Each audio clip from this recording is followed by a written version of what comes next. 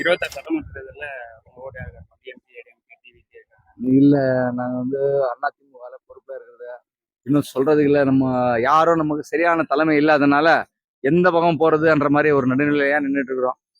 அந்த மாதிரி இருக்குது. யாருக்குன்றது சொல்ல முடியாது. ஏன்னா நான் முஸ்லீம் சமுதாயன்றதுனால உங்களுக்கே தெரியும். அதிமுகவுக்கு போவோமா அப்படின்றது நிறைய இருக்குது. அந்த மாதிரி கான்ஸ்டிபியூஷன்லாம் நிறைய இருக்குது. அது பார்த்து தான் நாங்கள் முடிவு பண்ணோம். இப்போ இருக்கிற முதல்வர்னால ஏதோ நமக்கு நல்லதும் கிடைக்குது. சிறுபான்மை சமுதாயத்துக்கு நல்லதும் செய்கிறாரு. இவங்கெல்லாம் வந்து ஒன்றும் அந்த மாதிரி செய்கிற மாதிரி இல்லை. நான் நல்லா இருந்தால் சரி அப்படின்ற மாதிரி இப்போ பாலக்கோடு லோக்கலில் கூட அந்த மாதிரி தான் ஒரு நடந்துட்டு இருக்குது அரசியல் சமாச்சாரம். பாருங்க, இந்த சமுதாயத்தில் பாருங்க, இந்த போர்டு இருக்குது. இந்த ஏரியாவில் முழுக்க ஒரு நேரத்தில் அதிமுக வந்து சரியான டெவலப் பண்ணோம் நாங்கெல்லாம்.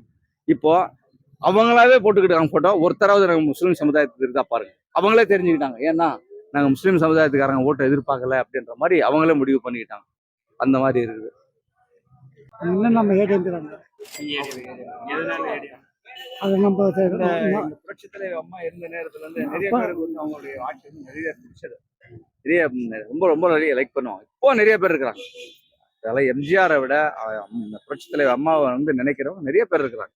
அந்த மாதிரி இதுல வந்தவங்க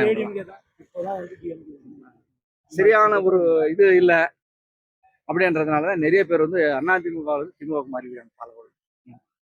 இல்லாட்டி இது இந்த தொகுதி வந்து ஹேட்ரிக் சான்ஸை தாண்டி கிராஸ் பண்ணி வந்தது எங்க அமைச்சர், முன்னாள் அமைச்சர் அன்பழகன்.